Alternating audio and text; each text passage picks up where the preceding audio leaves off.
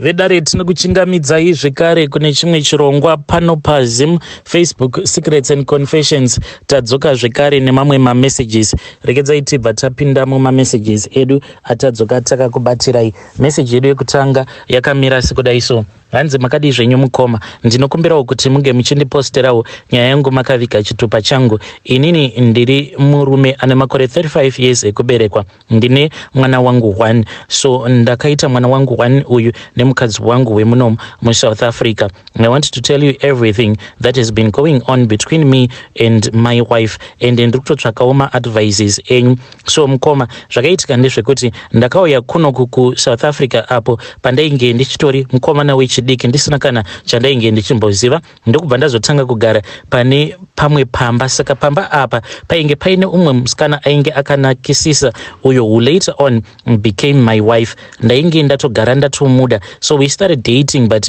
ainge ari ma1 because ainge aine mukomana wake uyo aidriver mataxi waainge achidanana naye. Saka aiwanzo kupiwawo tumari twainge turi boss. Saka inini aisanyanya kuita busy neni too much. Takazototanga kutoita busy chaiyo mushure mekunge ndawanawo graft, then tikabva tazotanga like kugara tose. But ndakamusupporta mukoma because at that time pandakatanga kudanana naye iye ainge ari mugrade 12 achizopasa ndokubva azoenda kuuniversity.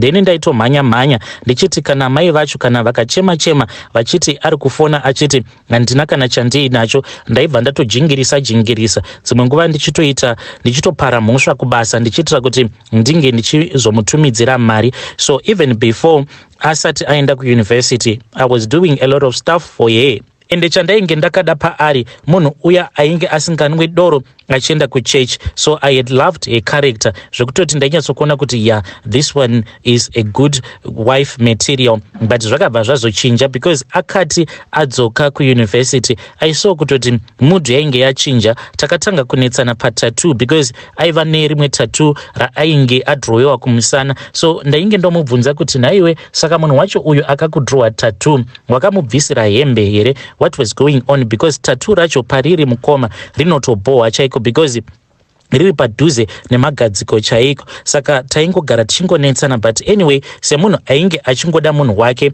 after agraduate kuti ange achiwana basa, pakabva pati netsei ndikabva ndati baby do not worry, I am going to take care of you. So zvataita ndezvekuti ndaiti ndikawana mari yangu then ndaibva ndazogara nemudzimai wangu pasi tobva tatanga kuronga paya tobva taita budget. But ndainge ndokuvara because amai vacho vainge vakati kwandiri half unongondipa mari yerent iri half then wobva wazongotibatsirawo mukutenga chikafu. Saka ndainge ndoitawo budget yekuti inini nemudzimai wangu mumba taifanira kuti tinge tichishandisa mari zvekare mumba mavo like a mom vanenge vakatarisira mari and rent on top of that. Saka ndakaenda through a period whereby I could not even send anything to my parents back home, but it was a sacrifice yekuti munhu wangu ndinomuda. But chakaramba chichindirwadza ndechekuti nyaya iyi yematatu yainge yava kusapera because ndaiti kana ndikadzoka ndichibva kubasa ndotoona kutoti munhu paruoko anenge aisisa rimwe tattoo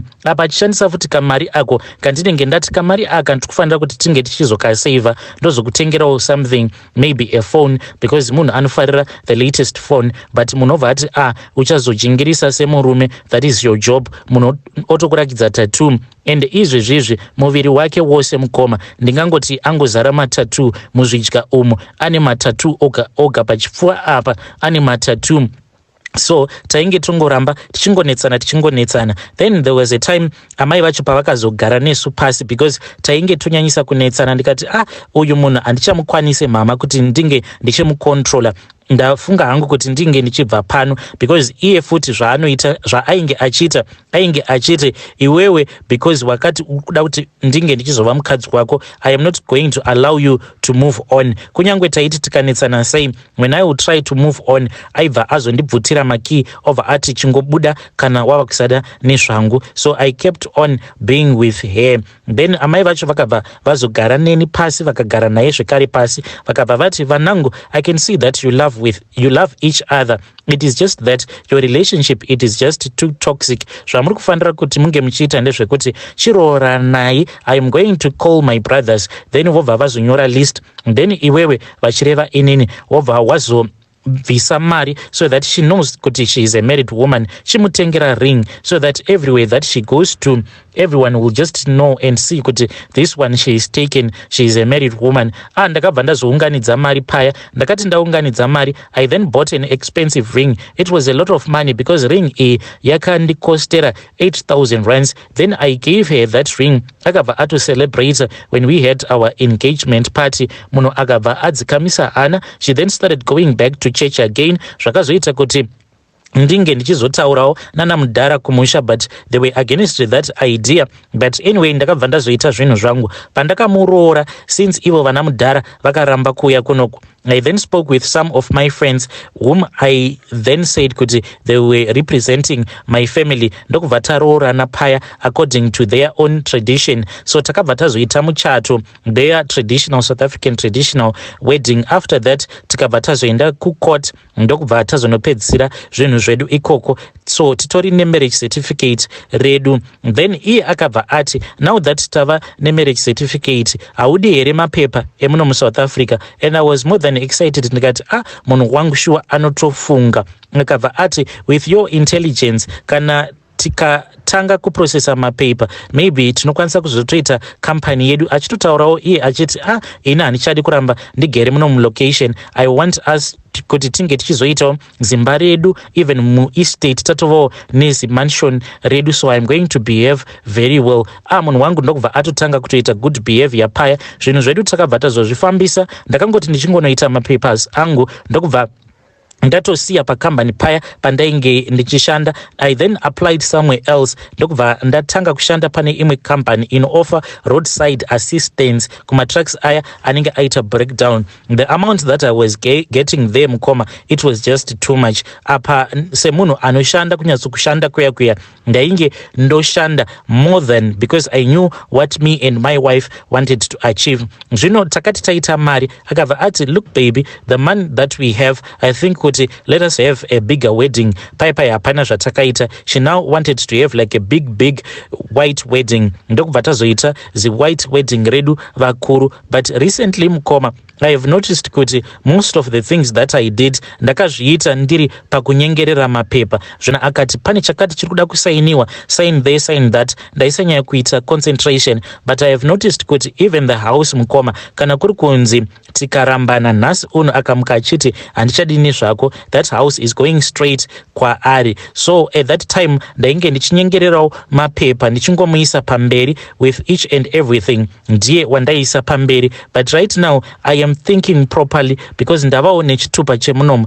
But my worry is that I am going to lose everything, and I don't know if I am going to recover because I have spent so many years building up this wealth, and I am scared kuti nerimweni ramazuva maybe munhu uyu achangomuka akatongondichinjira over atonditorera upfumi hwangu hwose. Ndinokumbirawo kuti vedare renyu vange vachingondipawo maadvices mucomment section, kana kuinewo vanozivawo mushonga wandinokwanisa kushandisa kuitira kuti ndinge ndichimudyisa, kuitira kuti aregedze kuita kamwe kahunu kake kaanoita. Because what she has been doing recently is that iye ava kungogara ari kuma-outings, and kubva zvaakabva kuuniversity, like I told you, ainge ongoita zvekunwa doro. And now since tava nezvikwanisiro, it is even worse. She drinks from Sunday to Sunday. Anenge akadhakwa. Kana ndikada kuzama kumuudza kuti this thing that you are doing, it is not supposed to be done by a woman that calls herself a married woman,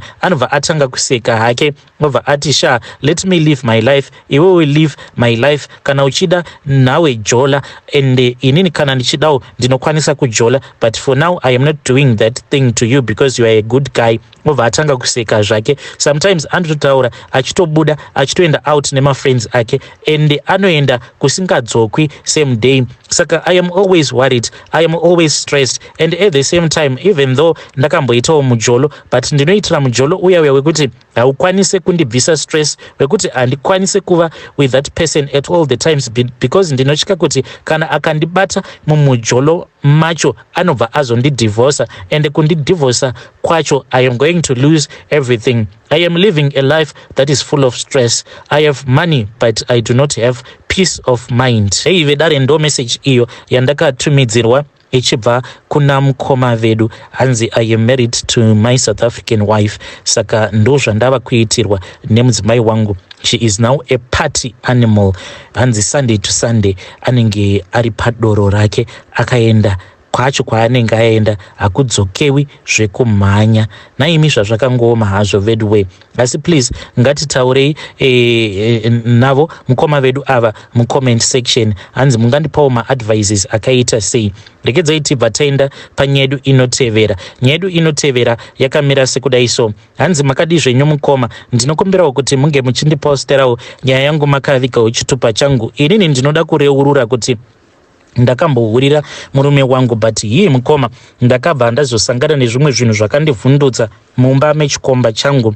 But chinondinetsa ndechekuti munhu uyu right now ava neimwe mari inotyisa. Apa ndinoti kana ndikamubloka neimwe Facebook account anobva acreata zvake ghost account, obva adzoka obva ati I am still in love with you. Dzimwe nguva anotonditumidzira mapictures emari mukoma, anokutumidzira kana video achiverenga mari achinditi kana ukangondibvuma one more time ndinokupa mari. Sometimes mari iyi anenge akaisa zvimatutu pangava pari pamusoro pedeski kana kuti pambedha. So sometimes paya pekuti nemurume tinenge tanetsana ndinobva ndanzwa ndichizvinzwira hasha kuti ndodiko ndodzokera kwaari here munhu uyu ndongoenjoyawo life yangu. Apa inini zvangu chekuti ndinoti ndinoraramira handitomborina, because kana mwana wacho handina, God felt kuti inini handifanire kuti ndinge ndichizova a mother. I don't even know what happened, but first marriage yangu mandakapinda apo pandainge ndichiri kuZim, first marriage iyoyo yakaparara nekuda kwekuti mbereko yakaramba, because ndakatizira ndichifungidzira kuti ndainge ndiine pamuviri. But to my surprise mukoma, mwedzi wakazoti uchinonopera ndokubva ndaona kuti ndainge ndatoenda kuma periods, ndokubva ndazotanga kuchema paya, ndava kutoita cover up ndichinyepedzera sekunge ainge aita ndichinyepedzera sekunge munhu ainge aita miscarriage. But vamwene vangu vainge vakatondimaka. Mume akabva azondihurira akandichita, ndokubva azondiudza kuti ainge amiitisa, ende zvechokwadi akatomitisa chimwe chimuform 3 chandainge ndichitoziva chikabva chatotorwa mukoma chainge chofarirwa sei nemurume zvekare nehama dzemurume. Ndikabva ndaona kuti panapa chekugarira painge pasisina, sezvo ndainge ndichingonzi ngomwa each and every day. Ndokubva ndazobva paya ndikabva ndazodzoka kumba. Saka ndakatopinda mumamarriages akawanda kusvika ndega ndazotoona kutoti yasveshuwa ndiri ngomwa handizvari. Ndakabva ndauya kuno kukujoni, ndakati ndauya kuno kujoni ndichizosangana manje nemurume wangu. So takambotanga tichazamawo kuti mwana zvimwe kuda mwana achabuda, but ndakakoniwa kumuzvarira mwana. Saka paakaona kuti zvainge zvoramba akabva ati it is fine baby, I love you just the way that you are. Because kunaka chaiko mukoma, ndakanaka zvekuti zvinondirwadza kuti kasi ipunishment yandakapiwa yekuti ndinopiwa runako rwebhodhi zvekare nekumeso, but ndobva ndashayiswa mbereko. Kana kuti ndichikura maybe pane umwe munhu akatongorwadziwa kuti mwana uyu nerunako rwake zvimwe kuda in the future she is going to enjoy. Ndikabva ndazongonzi ndaifanira kuti ndinge ndichizoita ngomwa. So I don't even know, amai vangu vakatombozamawo kufamba neni, but hapana kana chatakamboudzwa chine musoro. Ndaingonzi masari ndikachekwa ndichachekwa, but still hapana kana anything that changed. Kuzosvika umwe murume achiti ainge achida kundicheka masari, ndikaona kuti panapa ndainge ndava kutoda kutobatwa rape case zvangu, ndikabva ndaramba. So nemurume takati tagara akabva azongotanga kuti paya paanenge akatsamwa kana ndikada kuzama kumunyengerera nebonde, aibva azoti kwandiri bonde rinongonakidza kunyengererwa naro kana uchiziva kuti pane chinokwanisa kuzobuda. Akabva anditi izvezvi the more yandinongoramba ndichingosangana newe I just feel as if ndiri kutongoita hangu chimhandara maoko. Zvakabva zvandirwadza, ndo zvakabva zvazokonzeresa kuti ndinge ndichizosvika pakumuhurira. So ndakabva ndazotanga kudanana manje neumwe muchinda uyo wandakangosangana naye paFacebook pane rimwe dating group repaFacebook. Ndokubva tatanga kudanana, but takambodanana kwezvimwedzi tisati tazonosangana directly. Akabva azoti ainge achida kuti ndinge ndichiuya kumba kwake. Ndakaenda kumba kwake mukoma. Chinhu chandakatanga kuona, ndakaona kuti ainge aine sikarudzi yainge yakanyanyisa kukura zvekuti ndakati ari pamusoro pangu mukoma. Ndakabva ndazongoregedzera. I don't even know. Zvakatongoitika kwandiri only one time. Ndikabva ndatoita tsvina ari busy achita bonde neni. The pain was just too much because akanondibaya kumberi mberi. That is the first thing that I noticed about this guy. Zvainge zvingori very strange. Zvino takazoti taita bonde semunhu ainge amesa up the bed. Ndakabva ndazongotanga kungorongedza zvinhu. Ndakati ndichinorongedza zvinhu pane pandakazonovhura wardrobe ndikabva ndaona kuti mainge muine rimwe zisaga, saka ndakabva ndazobata zisaga riya iye ainge abuda panze. Ndokubva ndavhura saga riya ndikabva ndaona kuti musaga imomo mainge muine musoro wegudo mukoma. Musoro wacho wainge uchitori very fresh. Ndikabva ndaridza mhere, iye akabva azodzoka achimhanya akanditi iwe ko wai uri kuvhura zvinhu zvangu. Ndokubva atora sagariya riya akabva azobuda naro panze. Saka ndakamutevera ndichiti chii. Pandakamutevera ndakabva ndazoona achisa zisagariya pamusoro pemba because at that time ainge achiri kutogara mumukuku, aitonzwisa tsitsikani. Zvose zvandainge ndakaona paFacebook sandizvo zvandakanosangana nazvo. But anyway ndakangozviudza kuti maybe iye iyoyo nekumushora kwandiri kutomuita maybe ndiye anokwanisa kutondimitisa. So what I did was that ndakangomupawo chance but nhumbu yakaramba kubata ndikabva ndangosiyana nazvo. But akangozongonditi hanzi iye anoshandidzana nedzimwe n'anga dzemuSouth Africa saka dzinopota dzichimutuma kuzimu. Kana dzamutuma kuzimu dzinenge dzichida kuti ange achizouya nemisoro yemhuka dzakasiyana-siyana. Dzimwe nguva n'anga idzi dzinenge dzichida misoro yeshumba kana misoro yemakarwe kana mbada or anything. Ipapo hanzi ainge aine client iyo yainge ichida musoro iwoyo wegudo waifanira kuti unge zoshandiswa pamhiko dzekuromba. Ndikabva ndati iri ball, but the thing that I saw zvakatondivhundutsa zvekuti ndakabva ndazosiyana nazvo. So mukoma ndozvandakasangana nazvo izvi. Each and every time paanodzoka hamene kuti anoziva sei, anosuspecta sei kuti pandinenge ndiri stressed ndo paanobva adzoka mulife mangu achinditi I know your pain baby, please come back to me. Anoti iye anondida because anoziva kuti ndiri ngomwa, ari kuda kuti tinge tichienjoya the money together since I do not have anything to lose. So I don't know if I am supposed to go back to this guy. I have tried to block him amenokuti how many times, but this guy anongoramba achingodzoka kwandiri no matter what I try to do. Hey, vedare ndo message iyo yandakatumidzirwa ichibva kuna vanzvadzi vedu. Hanzi ndakasangana nemusoro wegudo muwardrobe mushure mekunge ndaenda kusleep over. Now muchinda uyu akazobuda mumukuku muya now ava nemari. Hanzi yatova mbinga, anogara achinditumidzira mavideos achiverenga mari achiti baby come let us eat this money. Apa anozviziva kuti ininiwo mwana akaramba kutamba saka anonditi what do you have to lose, come baby come let us enjoy this cash. Saka voita sei vanzvadzi voenda here kungonoenjoya zvavo mari iyi. Hanzi iye anongoti imari yandinopiwa n'anga idzo dzandinopa maparts emhuka. Yo, strange things do happen in this world.